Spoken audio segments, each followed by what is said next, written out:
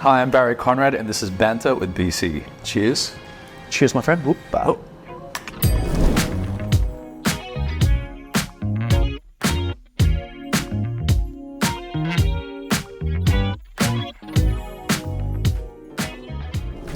And today I'm here with my guest, Tristan MacManus. Tristan, do you want to introduce yourself to the people?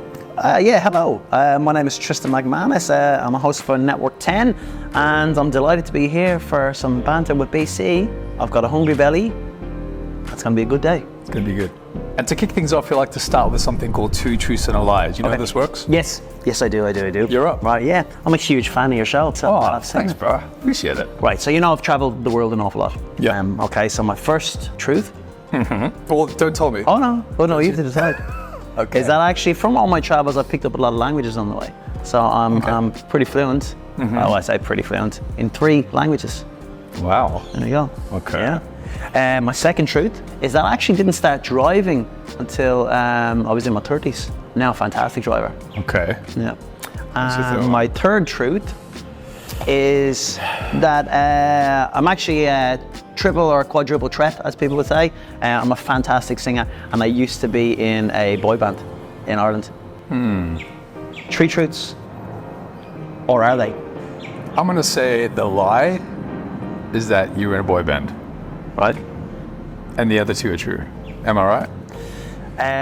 You started driving in your 30s, and I did start driving in my 30s. you can speak 3 languages. I can't actually speak 3 languages. I'd love to, and I've always wanted to, because my wife, she's Australian obviously, but her father's Italian. I always wanted to speak Italian. I've got a few words. Her mother's Dutch.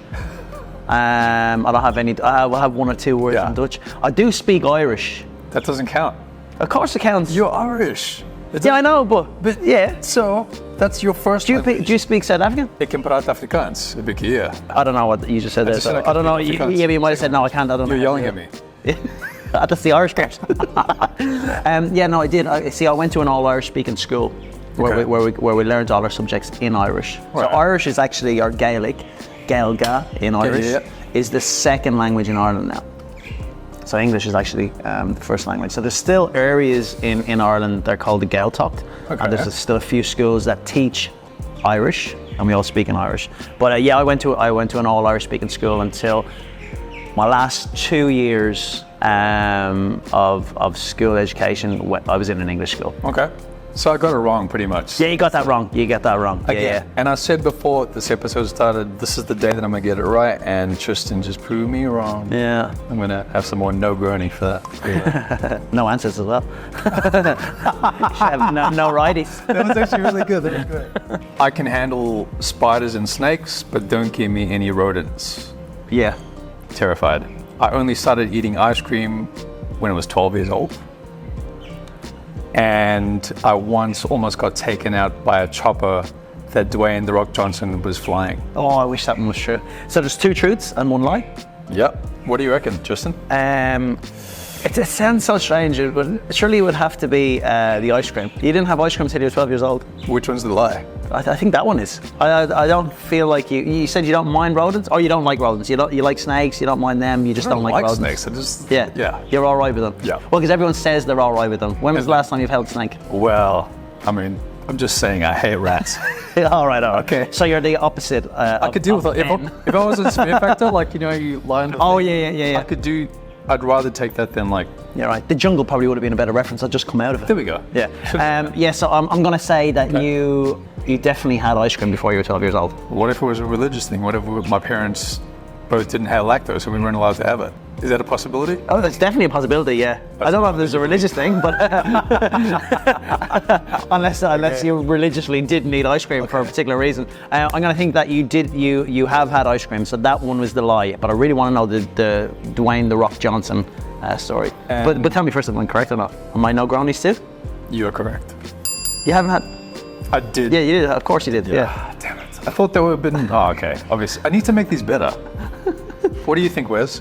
We weren't getting past like the fact that he's a parent. Sure. Yeah. Okay, there we go. It was like there's more. It's a rookie move. Tell me about The Rock. So I was in a film called San Andreas, and the scene is he's flying this chopper, and I'm running away from it, and it crashes into the store that I run in front of. So I don't know if I'm dead or alive, but it almost got taken out. I'd say you're alive. There we go. Yeah. How good. Let's see. Sorry, this food is beautiful. Right. It got me distracted. The funny thing is, I actually was in a boy band as well when I was a kid.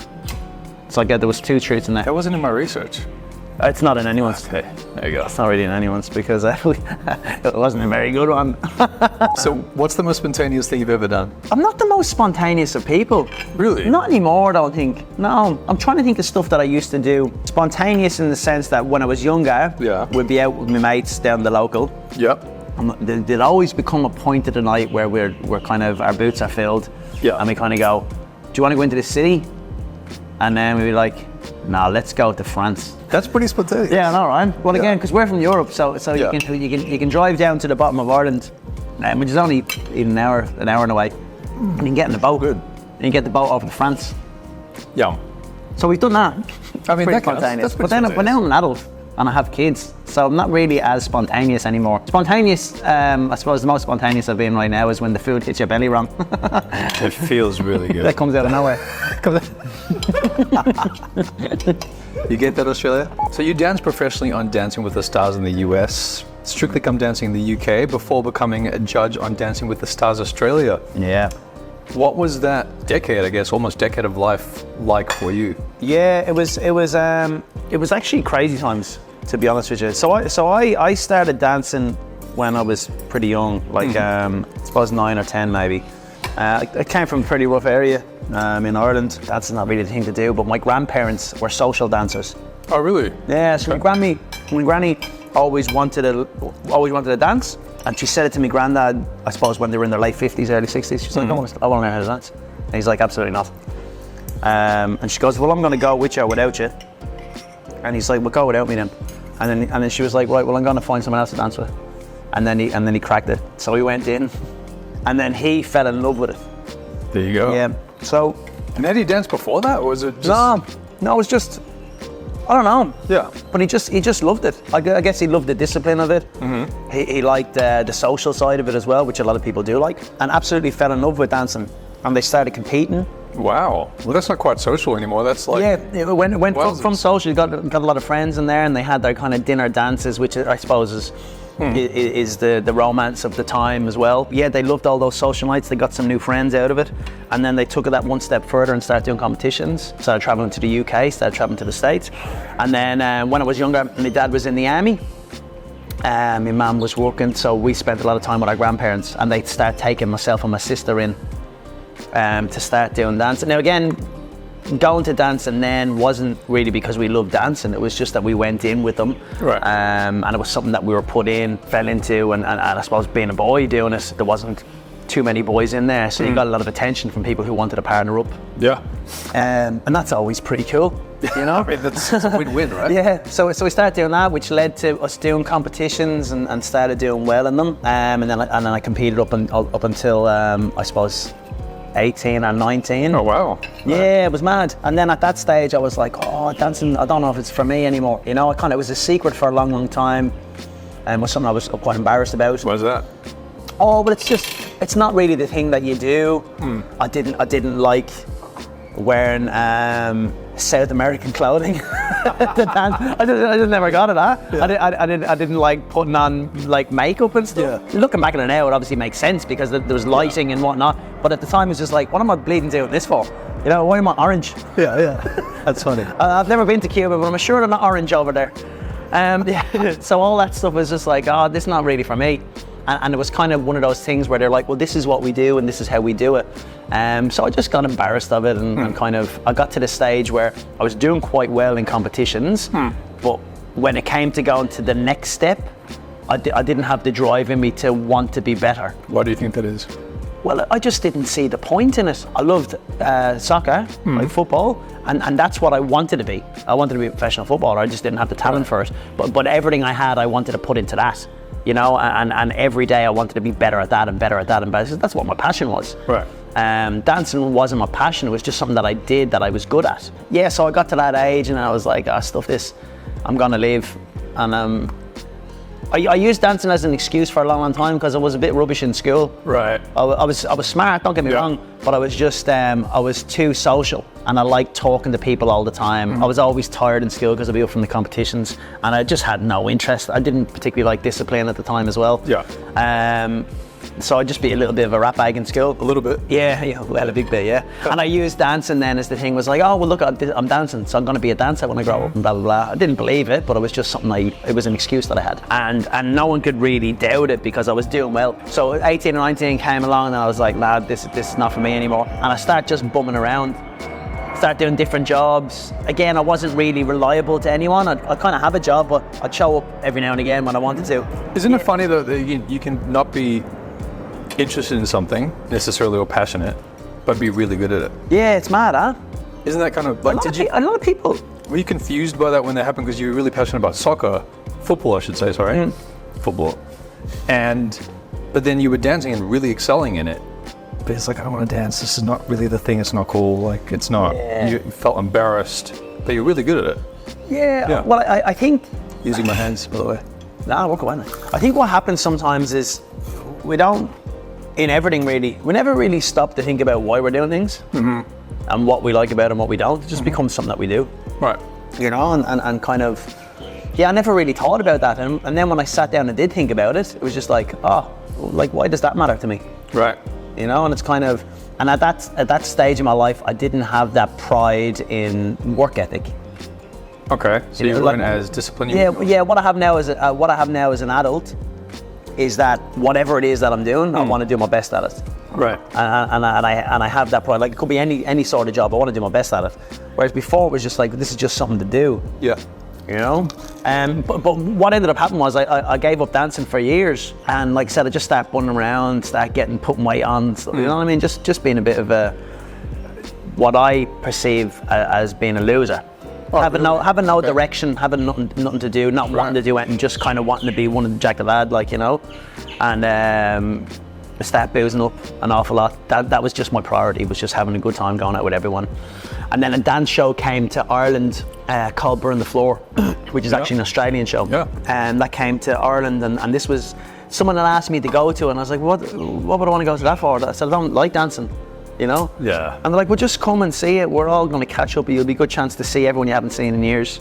Grandparents were going to it and stuff. And then I went, and I absolutely loved it. And I don't know what it was about it. Like, it was all a bit weird and stuff, like, you know what I mean? But all the dancers were all different characters. Right. And I was like, oh, yeah, but everyone doesn't have to be the same. And that perceived kind of what you had to be a dancer, that was completely blown, that myth that I had in my head. And it wasn't just a sexuality thing, it was just kind of like, well, why does everyone have to look the same? Why is everyone doing the same? Yeah. That bores me.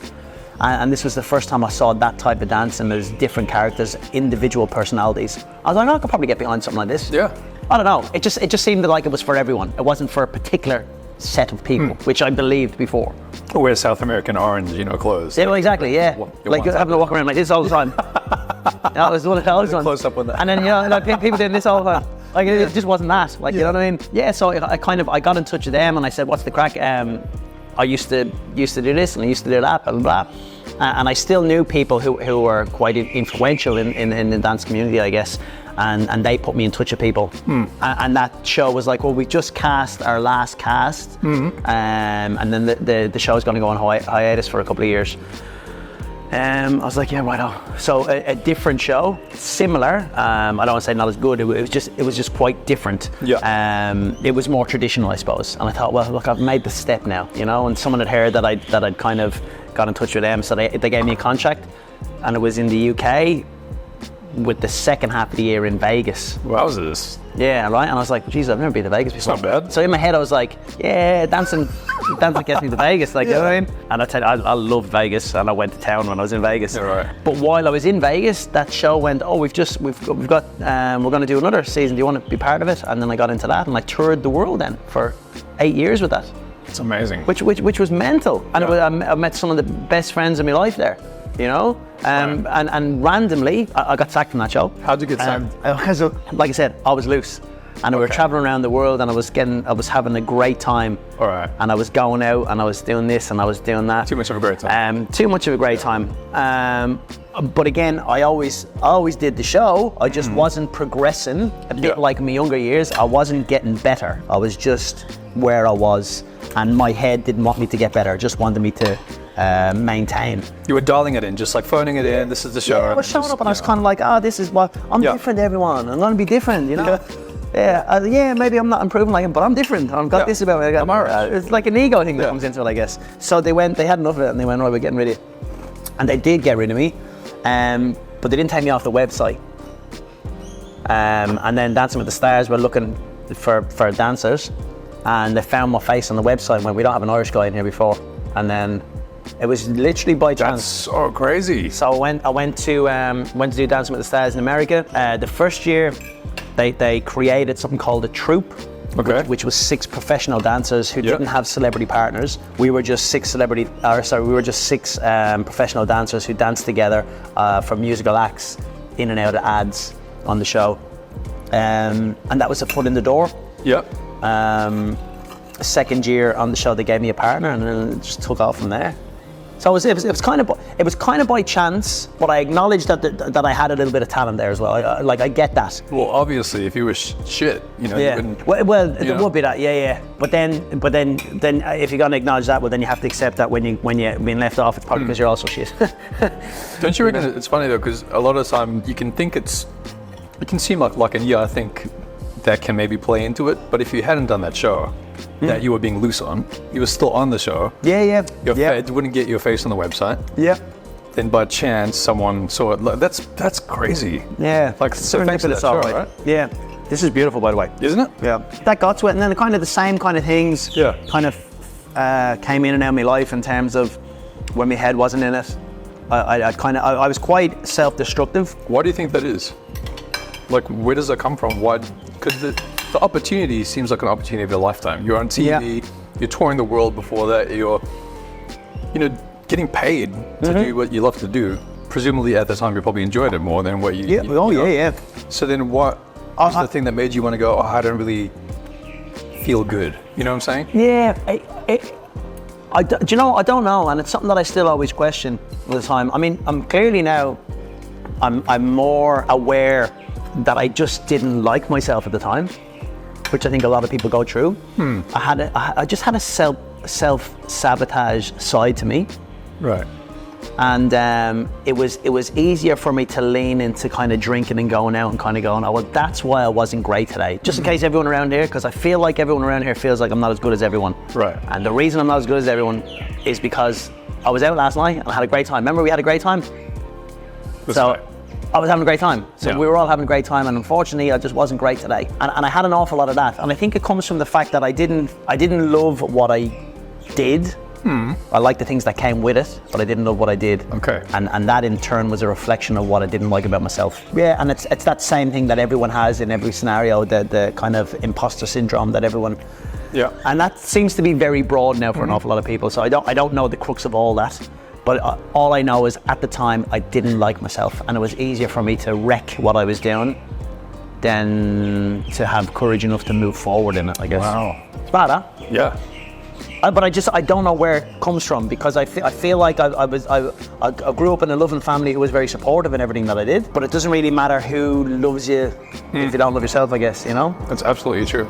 I guess when you don't really understand what loving yourself means, that can manifest itself in just ego, and I'm great at this, and I'm good, and I'm better than this, and I'm better than that. And I was always afraid of that. I was always afraid of what people thought of me, and I think it comes from probably not fitting in. I have a lot of my friends are still my friends from when I was a kid, which is good. You know, with the same friends that I kept things secret from when it came to dancing and stuff. Same friends who kind of still support me to this day in everything that I do. But I still felt, you guys are there and I'm here because I do something that I can't tell you guys about, you know what I mean? And I'm good at it, and it won't be accepted. So I didn't feel part of that. And then when I was away, I didn't feel fully part of everyone that I was because you guys love dancing. I don't love it. We're just here. So I felt in the middle there as well. Right. You know, so I felt I get like, what you're saying. yeah, it was just weird, you know, and it's kind of a lonely place to be when you don't fit in. And I guess a lot of people have it in different kind of ways. And some people know how to deal with it and some people don't. And I just was one of those people who didn't know how to deal with it. Yeah. Thanks for sharing that, man. So what's the biggest stereotype surrounding what you do, your work? Well, I suppose in what I'm doing now, the biggest stereotype is that it's not real work. You know, and you kind of just flow in, you just read words.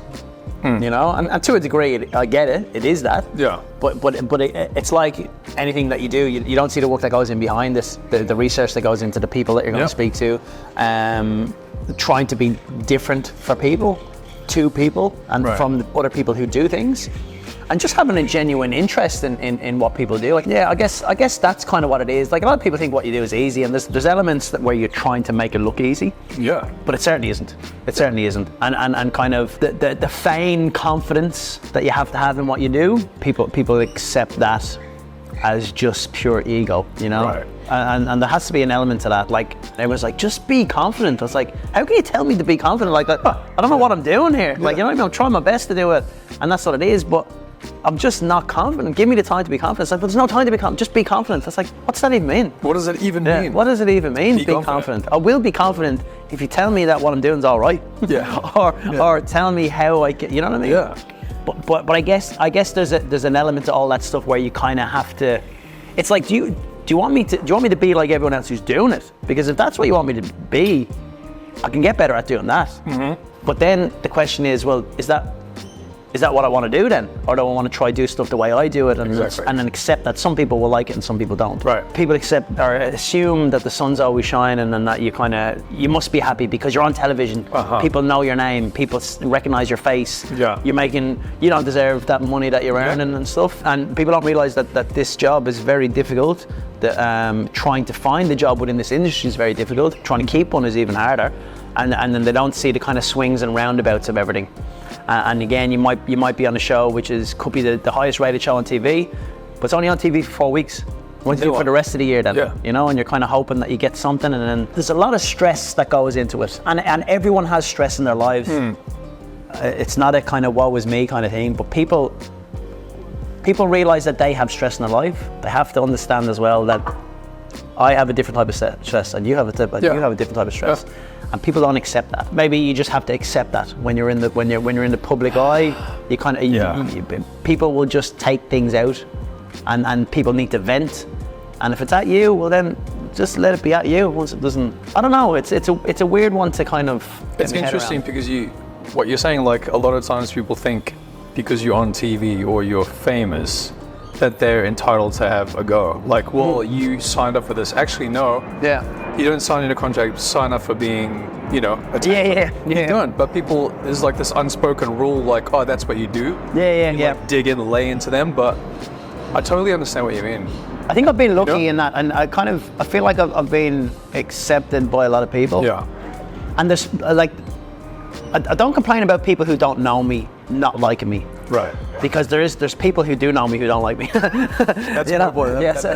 So I get that. You can come in, George. Thank you so much. Cameo, George? Oh, fantastic. Thank you. No gurney. Oh, I love that. No gurney. Cheers. Cheers. Appreciate it. Do you like this better than the? Yeah, I do. Okay. Yeah, I do. Why's that? Because all my fingers clutch. Because before when he was holding the other glass, he was like that. There's something about these where this finger pops out and then the straw. I think it's the straw. I don't think I've drank from a straw since I was a kid. It makes you do it. So I mean, that's hilarious. This one. But yeah. So that's just what it is, and it's kind of. I guess one of the huge things as well, having just done, I'm a celebrity getting out of here. Yeah. People think, well, you're not a celebrity. I was like, I've never. Also, what does it mean now as well? Like, what is no one knows what it means, and no one pays any attention to it. It's just I've been asked to do a show that I really like. Yeah. And I want to do it.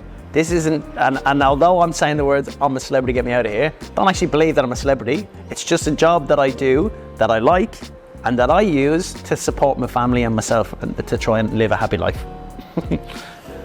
But I also know that show's over now. It's over now, so now. It's over now, so now I'm no longer, I'm a celebrity, get me out of here. Well, you're eating, so. Yeah. I'm eating for free, I suppose. You're saving up for when you can't eat for the next 6 months. Exactly. Yeah. But certainly the stereotype behind the dancing, I mean, I think we all know that one. Like you know, and your, it's kind of your sexuality. yeah, that's sexuality gets questioned all the time. And again, growing up, that wasn't something that I was able to deal with. I had a conversation with Stephen in the jungle, who is openly gay and often came out the way he did, but that wasn't something that I was able to deal with when I was a kid. Being gay to me as a kid was the worst possible thing I could be. Right. And it's horrendous to say that, and it's horrible to say it.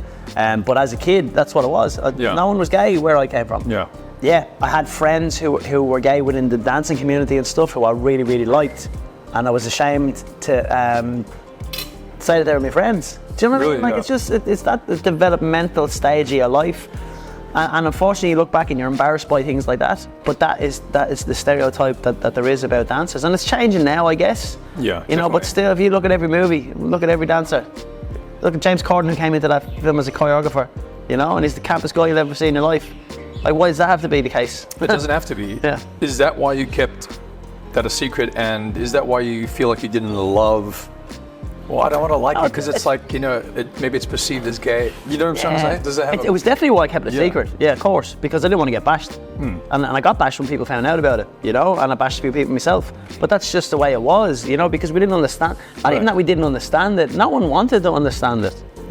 You know, but what I'm saying is, a lot of those were insecurities with myself. I'm sure if I came out at the time, I would have got bashed by a few people. Right. But I'm sure there's a lot of people who would have went, even yeah, now, right out. too. Well, even now, yeah, but I'm sure a lot of people would have been like, yeah, who cares? Like, that's just the way of the world. But when you don't feel confident enough to talk about these things and the things that you like, for me, I didn't talk about it, obviously because I was afraid to, but I didn't know what I liked about it. Yeah. You know, so why would I talk about something when I don't know how to talk about it even? Yeah. And who do you kind of, I suppose, confide in when it comes to stuff like that? When your environment's not conducive to it, like who do you lean on? Who do you talk to? Exactly. You know? So it's just easier to not talk about it. And like I said, I talk about it now. It's give a rat's now, like, you know what I mean? But again, that's because I'm more mature now and I understand why I like things and just what I try to instill in my kids. Whatever you like, know why you like it, and then don't be afraid to tell people why you like things. Yeah. I think we're all inclined to be sheep for a certain part of our life. Okay. And some people. What do you mean by that? Well, I think it's just easier to kind of go along with the norm or and it's just kind of innately, I think people are followers. Yeah. And there comes a point in your life where it might be a crossroads or it might just be a realization that I don't want to do this anymore. I just want to do what I want to do. Yeah. It's what I'll have to do. This is what lights me up. So I'm going to do it. Of course. And I think we're going that way in society now as well, where people are just kind of going, well, what do you think? Yeah. Like, you know what I mean? This is what I think. And people are getting more comfortable with that. And there's going to be a weird kind of shift in it. But if you like something, just do it. Just go for it. Yeah, I think we're getting better at that. I like eating, so I'm going to eat a little bit more. Yeah, you're doing awesome, by the way. What, didn't like that? Okay, so Tristan, I don't know, I'm trying to be nice now with knives and fork and ribs. You gotta try that beer. Are you on Uber Eats? Well, You gotta bring your family. I will see you later then. Yeah, I'm going. That's beautiful. So you're a proud father of 3. How do you juggle fatherhood and career? And what's the most rewarding part of fatherhood for you? All I ever wanted to be was a dad. Why? I don't know. I think I like I said, I grew up in a very loving family. Yeah. And that's what I wanted to have. I strived to have a family like mine growing up. And I just always wanted kids. I just always wanted kids. You just knew it. You just like, I'm gonna be a dad. I want to be a dad. I just knew that I wanted to be a dad. Yeah. The juggle is real for sure. The juggle is real. Instead of the struggle is real, the juggle is real. Yeah. That's good. And trying to find that balance. Yeah. It's difficult, you know, and it's hard with one kid. It's really hard with 3 kids. My career has been quite selfish in that sense since I met my wife, because my job has taken me everywhere. Tahina's come along for the ride everywhere, you know, and what that essentially has done is mean that she's had to take a back step in her ambitions and what she wants to do for a long time, you know, and then being pregnant, like I said, I'm not carrying a kid. Yeah. So I can do all these things. I can go all these places that she can't. And now Tahina's starting to get back into work now as well. I mean, she's always been working. She's always been producing stuff, but she's kind of, she's gone back into work hardcore now at the moment, and it's great. It's so great to see. So we've kind of, I don't want to say role reversal because that always gets taken up wrong. Yeah. But certainly there's more of a priority on Tahina's work now at the moment, Awesome. which means that I get to spend a lot more time with the kids. I do the drop-offs, I do the pickups, which I love. Yeah. I love getting them to their activities. I love talking to them about what their interests are.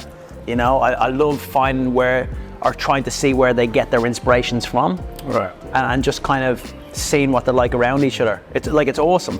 It's awesome. I feel like my personality has very much been influenced by the characters who raised me. Yeah. You know, and it's yeah, I like that when I see my kids. I like that my kids like themselves. You know, I like that they're confident in what they are. I've struggled an awful lot about not feeling like I was enough for my whole life. That's a huge responsibility that I take very seriously, that I want my kids to know that they are enough in everything that they do. I want them to be responsible. I want them to make their own decisions on things. I want them to be confident enough to make their own decisions. So I guess I like the responsibility of that, of being a parent. It's awesome. Of raising good people who are kind and treat them better than yourself. Like, you know what I mean? Don't do that. No, be your best self. Yeah. You know what I mean? But be kind to people. Yeah. You know, don't kind of bow down to people. Just help people where you can. Yeah. And I think one of my kids, all three of them, main characteristics are that. They're friendly, approachable kids. They have smiles on their face. They see the best in everything. And I don't want that to be kind of affected in any way by negativity around them. It says a lot about you and Tahina, though, doesn't it? The way you raise them. I think so. And look, life is life. You know what I mean? You can't do everything for your kids. They have to make their own mistakes, and kind of that innocence is going to be taken away from them through society. You know, but I enjoy trying to give them the tools to be able to deal with that. Also knowing that my parents gave me the tools and I didn't know how to deal with it. So that's the struggle. Have any of them got the dance bug? You know, like the performance? Yeah, Echo for sure, my daughter. Yeah, she's 8 now. That's all she wants to do. She wants to go Bread Street. She wants to be a superstar. She went through a stage where she wanted to be a scientist. She was going to move into a science house next door. That's funny. Yeah, but she wanted to live next door. At the start, I was allowed to live with her, and then I wasn't allowed to live with her because of the science. That's so cute. Now she just wants to be a singer and a dancer and kind of a performer. Are you happy with that? How do you feel about that? It's my responsibility to support my kids in what they want to do and make sure that they have a backup. Contingency. You know, yeah, it's one of those things. You never know with stuff. If it's going to be a moment in time, if it's going to be forever. I don't know who we are to put someone's candle out.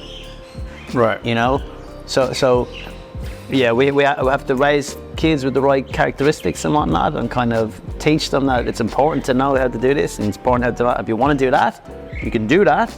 But we have to find the time to do that around all these other things, the building blocks that you need. It's great.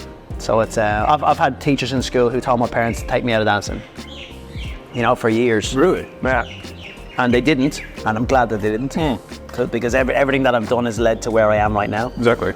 So for sure there might be things that I change or wish did differently, but yeah, it's my job to be a parent, not a friend, but it's also my job to not put someone's candle out. I love that. And put someone's candle out. That's great. Which actor would play you in a movie about your life? I would like McConaughey. Matthew McConaughey. Yeah. You know what? That's actually pretty. I can see. Not for any other reason. It's not like I don't think I'm Matthew McConaughey, but I just love him. Yeah. Realistically, it'd probably be Woody Harrelson, but Who's else? well, it's just Flash those two photos of the well, they're very similar, and I feel like they're brothers. I feel like I've heard the conversation where they're brothers. Yeah.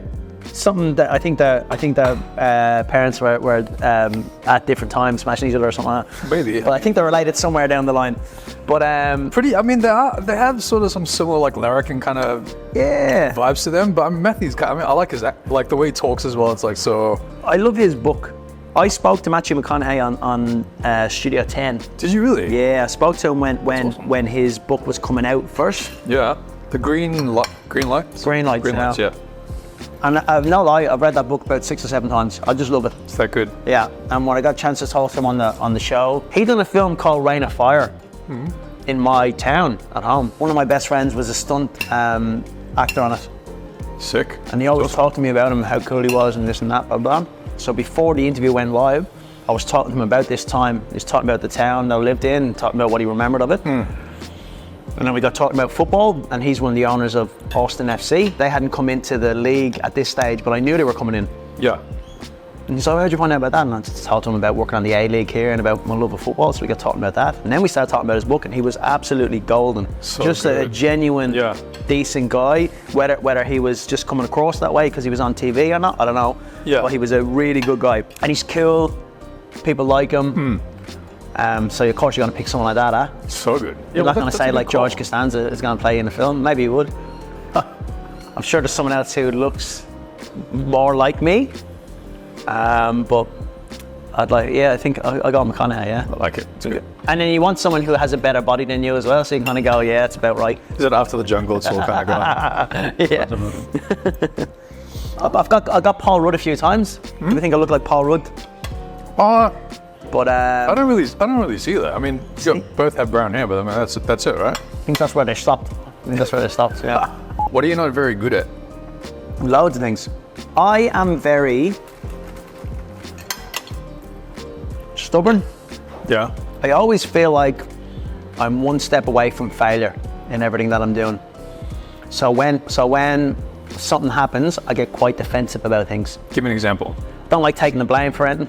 I always think it's someone else's fault. I'm not saying sorry. It wasn't my fault. I didn't do anything wrong. I didn't even do that. That was you. Yeah. No. Oh wow. Like with everyone, or just like people close to you? Oh wow. Okay. The night is still young. You never know what can happen. No. I'm getting better at it. That's what I'm saying. With when I was in the jungle, then, so I just keep sliding in the chair. All I had was time in there. Right. I just had time. I had a complete disconnect from everything and everyone and social media and this and that. So I had a lot of time to reflect on everything. And I realized that my stress was taking over my life an awful lot, and how I react to things wasn't the right kind of way. So that's something I'm not good at. It's something I'm getting better at, and it's something that I've acknowledged now, and I'm trying to get better at. In how I react to things and not being so impulsive when I react to things. I'm not good at that. I'm pretty impatient when it comes to things. Same. Can be super impatient. Yeah. If I think of something that I want to do, I wanted to do it then. Yeah, which is just a pain in the arse kind of thing, more than anything else. Like, you know what I mean? I mean, look at this. There's loads of things. Loads of things. Let's write a book about it. Yeah. I'm shit at having like a hairstyle that works. Because when you work in TV, you come in and like, people are like, how do you want your hair? I was like, don't know. Just do it. Just do it. Make it look do good. what you have. What type of things do you need? I was like, don't know. Don't you have like What clothes you want? I don't know. I'm really bad at that. Really? Yeah. Oh, you're going like, this is the kind of look that I want, or here's a... No? It's, one thing I always found weird, like when you go into the hairdressers, I don't even do it anymore, but they'd have the book, and you go, I want to look like that. Yeah. It's like, you can't look like that. First off, their hair's an awful lot longer than yours. Yeah. Plus, it just will not work. Yeah. I always found that real weird.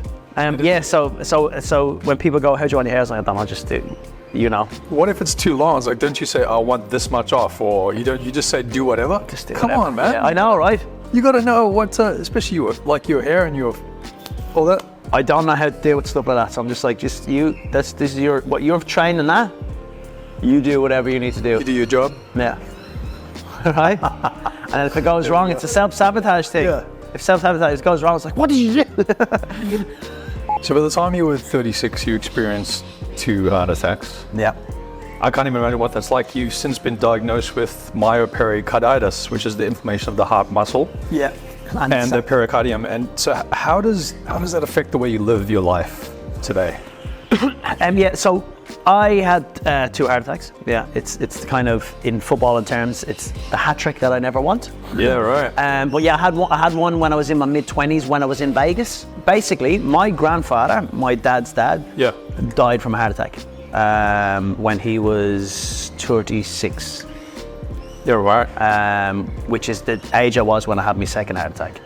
But so I have heart issues that I've been living with, but more so what it was growing up, I never looked after myself. You know, like if you're kind of playing a lot of sport, you got injured, you just keep going. You know, you don't kind of whinge about stuff. You don't get sick, you just keep going. You just work through things. And what happened at the first heart attack, I was coming off the back of the flu, wasn't sleeping. I was just partying an awful lot. I was going out an awful lot.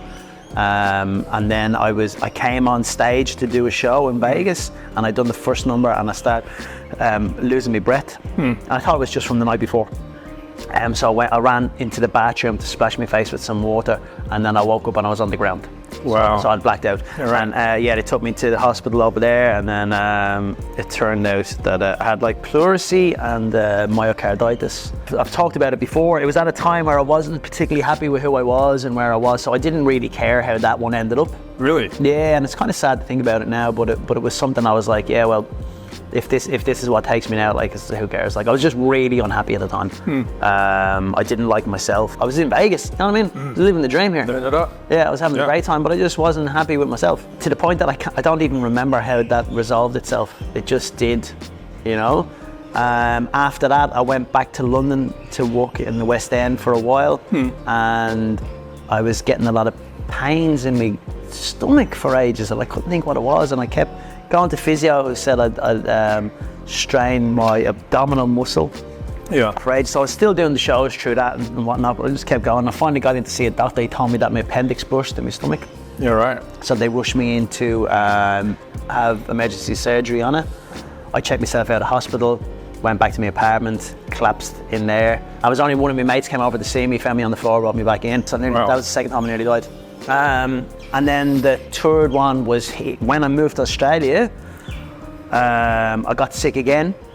And I was coming to the last couple of days of having the flu again. And usually what I'd always done was at the very end of it, I'd go for a run and I'd sweat the rest of it out of me, and I'd be golden. And on this particular day, it was just a really, really hot day. And I was playing the football match, and I'd done a couple of sprints early doors, and I thought, geez, I'll finish there. And then my head went all dizzy, and my arm, I could start feeling my chest really just twist and tighten up, like most people say. And I start getting worried then. And I could see the spots and everything like that. And I thought, oh, geez, I need to get out of here. I had to get my jersey off me, and I pulled my jersey off just to try to cool down. Yeah. And then I just literally start walking through the game. I kind of like what you see in films when people leave the body and they just kind of flow through stuff. I vividly remember that happening, just walking through everyone. See the ball coming past me and whatnot, just trying to punch it out of the way and blah, blah, blah. I remember people shouting at me, going, what are you doing? In the corner of my eye, I saw Tahina coming in with Echo on my door at the time, so I started panicking then. Yeah. I tried trying to put my jersey back on and put my head in the sleeve. Put my head up in the sleeve and everything. You know, and I kind of I somehow managed to pull myself together in fear. And like I said, my life didn't flash before my eyes, but my daughters did, and it kind of really scared me. To the point that when they came in, they were like, what's wrong? I was like, no, everything's fine. And they were all telling me, you need to go to the hospital. I was like, no, everything's fine. I didn't want anyone around me to talk about it in front of Tahina and Echo. They had to. Someone came over, the paramedic, and said, you have to go up to the hospital to check this, blah, blah, blah. It's an insurance thing or something like that. Yeah. And I went up, and then, they said I had myo and pericarditis, which is the muscle of the heart and the sac that the heart sits in. And there was inflammation in both of them. And the numbers were all kind of heart attack indicators as well. Wow. And that one, I think because I kind of snapped myself into it and I was scared, it hit me differently emotionally. And again, I had responsibilities then. I had a wife, I had a kid, you know. And I always remember it was through the night, I rang one of my friends at home. I said, yeah, I'm after having a heart attack. It was the first time I said heart attack. Right. Everyone else around me was saying it, but it was the first time that I'd said it. And it just broke me then. Like, you know what I mean? First giving words to it, like. Yeah, putting words to it and going, fucking hell, what am I going to do here?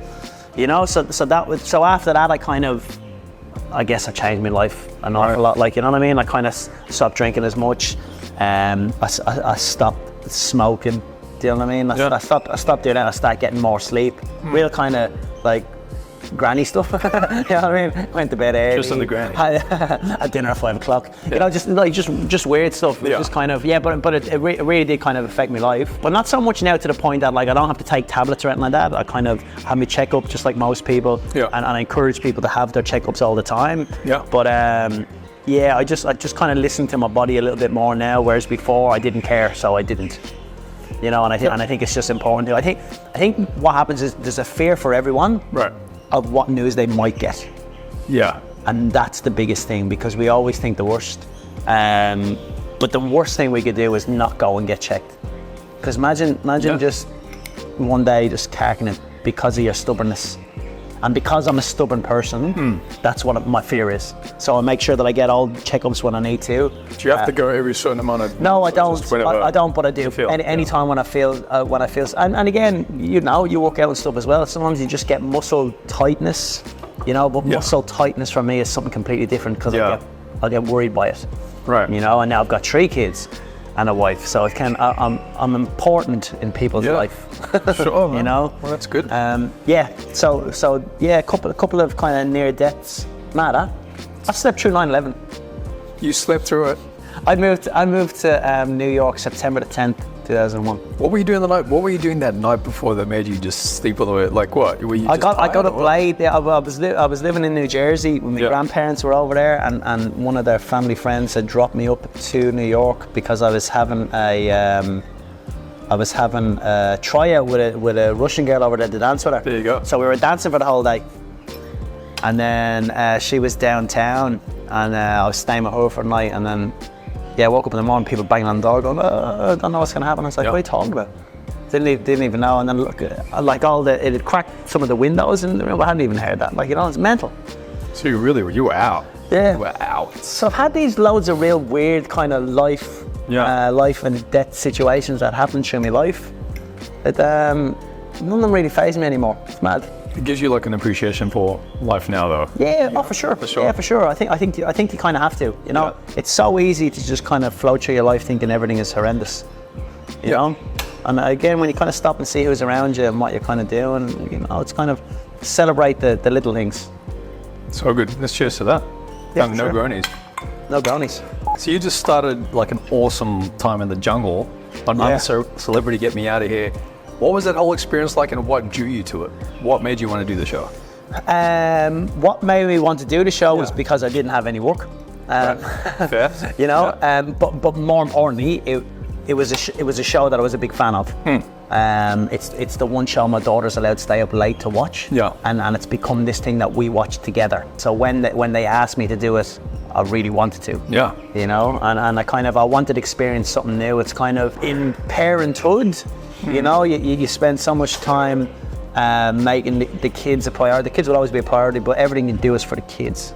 Do you know what I mean? And you kind of don't really do anything for yourself anymore. Yeah. You know, and I felt like I needed to do something for myself, which in turn I felt would benefit. It sounds selfish, but I felt like in turn it would benefit my family. So when we went in there, the reason it did is because it gave me a complete disconnect from everything. From devices, from responsibilities for a little bit, I guess, you know, but more importantly to get everything in order in my life. I didn't realize how stressed I was before I went in there. Really? And as individuals and as parents and as families, and I feel like the thing we lack so much is time because we fill it with all stupid shit that we don't need. Like, you know what I mean? The time we sit on our fucking phones looking at stupid stuff and just scrolling. And we all say, oh, I'm gonna stop doing that, and we never do. Like, you know what I mean? I sit down and watch television for hours and this and that and blah, blah, blah. So being forced to eliminate that was exactly what my head needed, you know, and I got a better appreciation for everything that I had around me. I missed everyone so much more. You know, I reflected on the things that I don't do good enough at home that I wanted to do more. And what it really did is it gave me time to learn how to converse again, which sounds silly because I interview people for work. Right. But I think when you're interviewing people for work as well, you're time restricted. You know, when people who are coming on the show are coming on to deliver a point about something or a message about something or to spruik something or whatever it is, and you kind of go, right, well, now you have 2 minutes to talk to these people. So you actually can't have a conversation. It's just like, tell me the answer to this question, or you tell me what you need to say here, and then we'll get on with it. So you have to really learn how to converse with people again.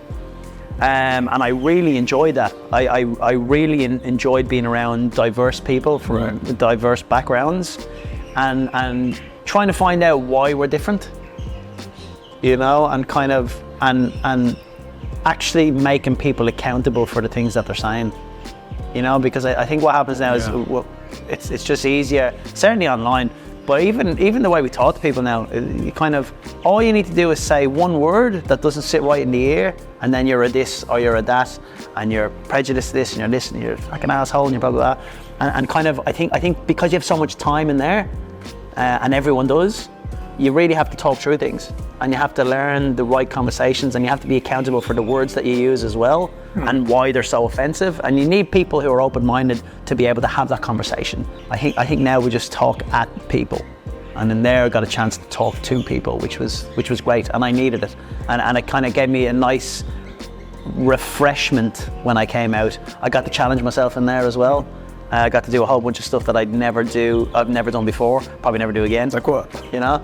Oh, well, just eating shit. You know? No, but also the challenges, like, you know what I mean? I like that adrenaline buzz that you get from doing the challenge. I like putting myself in awkward scenarios and seeing if I can get through them, which I did. But most importantly, like I said, I think what it did is it just gave me time to reflect and time to breathe. And I felt for a long time I've been under so much pressure, like everyone, of mortgage and where's the work going to come from, and now what are my kids going to think of me if I'm not working, all this stuff. I just needed time to just breathe, and I understand it was a luxury to be able to do something like that gave me that opportunity, because I know a lot of people don't, and I think if people could somehow find that time, it doesn't need to be a long stretch of time, but if you can find some time for yourself, so everyone's always saying it, we always go, yeah, I'll do that next week, or I'll do that, blah, blah, blah. So beneficial. Awesome. Love it. That's going to add so much value for people watching. We just had someone on the show, Nari. She's a singer-songwriter, and she talked about this as well, just self-care. It sounds like woo-woo to say that to a lot of people, but it's the inside out. Yeah. And you know what I mean? And you know. Like, that's it. It changes everything. I think it's because it sounds like hippie talk for a lot of people. Like, you know what I mean? And people are afraid, like, oh, that's not the real world. And there is an element of toughen up. I get that when people say it, but there's a huge spectrum of what that means, and people are getting lost in the fact that, well, you're either you're woke, you know, or you hate. Yeah. You know what I mean? And there's definitely something there, but no one's willing to work on things. No one's willing to communicate with things, because to do that you have to be accountable, and people don't want to be accountable anymore. And be honest. And of course, and I'm sure there's elements in my life where I'm not accountable as well. I'm just saying this is something that I've reflected on, and something that I want to get better with. But unless you want to get better in anything, you're not going to. So good. Awesome. So that's what I'm trying to do a little bit more. That's right. What life challenge are you most proud of conquering? Life challenge I'm most proud of conquering is it's good, huh? Finishing that food. No, I guess it's just finding what I like about myself. You know, because I love that. Because I'm trying to, like I said, tell the kids, instill in them confidence and kind of self-worth, and it's just hypocritical if I don't think of myself. You know, so I'm trying to find those things. It's very easy for me to go into my head and go into that dark place of I'm picking out the reasons why some people won't like me. And I think we all find that quite easy. And if that's what you want to do, that's fine. But if you're going to do that, well, then you have to point out the good things about you as well. And sometimes we just stop after the things we don't like. So I think that is the biggest life challenge that I strive to conquer all the time. There was a long part of my life where I hated myself. Yeah. And I'm living through a life right now where I like myself. So you've openly talked about past struggles with alcohol. What is your view now of alcohol, and how did you overcome that time? For you? I feel like, I mean, look, I don't drink as much alcohol as I used to, and I have a better relationship with alcohol now. Like I don't fear it anymore. I mean, I feel the hangovers, don't get me wrong. But that's what it mainly comes down to. My life is so busy now. The thought of having a hangover in the morning, I just can't deal with it. And I don't want my kids to be around that part of me.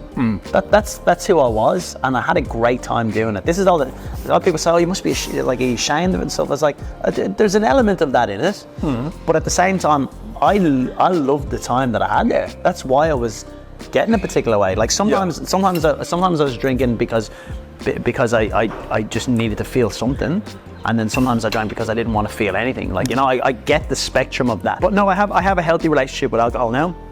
I could take it or leave it. Yeah. You know, and I know a lot of people aren't privileged to have that. You know, like I can have a drink, and sometimes I'll get the taste and go, oh yeah, it's on now, and sometimes I go, I can't even finish that. Yeah, right. You know, and I think that's what I have to acknowledge, is that that's not a choice for a lot of people. Some people have to go cold turkey because then their life is destructive with it. Yeah. And some people can learn to find like maybe like a medium. A medium, yeah. A happy medium. I've always been good at going cold turkey on stuff. Yeah. Which is strange because I have quite an addictive personality when it comes to certain things. Like what? Oh, well, just when I do anything, I'll go all in on it. But even going out, you know, if we went out tonight and had a great night, I want to go back out tomorrow. Yeah, right. You know, and then I'll go back out the next day until it's run its course. Like, yeah, you know right. what I mean? I used to go missing for days, like, and have a great time. But I was always living for stories, you know. Yeah, I get that. But like I said, the big thing with the alcohol now is that I'm actually I feel like I'm a different person now, and it's a person who I like. And alcohol plays a part in that, but not all of it. Right. You know, so what booze always did was it clouded my thoughts on things, and it eliminated the time that I needed to actually reflect on who I was and who I wanted to be. Right. And it gave me a reason to not think about it. You know, so I don't have time to think about this. I'm too busy having a good time right now. Yep. You know, so like I said, I can only speak for myself when I'm talking about alcohol, and people might listen to it and kind of go, oh yeah, I get that, but that's not to say that that's what you're thinking. Yeah, exactly. Everyone's journey is different, like, you know what I mean, but I feel like I'm lucky that I have a different perspective on what that is now.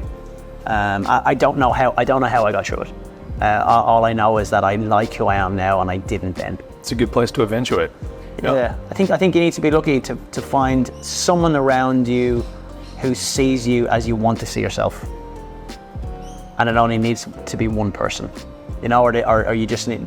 It needs to be someone who's positive, who will say, not passing responsibility, but sometimes people are saying positive things around you all the time, and you don't listen to it. Yeah. You know, and people can't fix things for you. They can help you, but you have to fix things. I think just really taking a step back and looking who's around you and who loves you. Yeah. And kind of being okay with kind of going, look, right now I'm not looking for any answers. I just need to say what I'm thinking. Yeah. Okay. So being confident, kind of going, I need help. Can you help me with this? Or I don't need help. I just need to say this, and just listen to me. Please don't try and help me with this. Just be there. Yeah, just be there, because it's too much responsibility for the person who's listening to you, and for yourself. It's too much to put on people. Thanks for sharing, brother. That's awesome. And to finish things off, I'm going to hit you with some fast trivia. You ready for this? Yeah.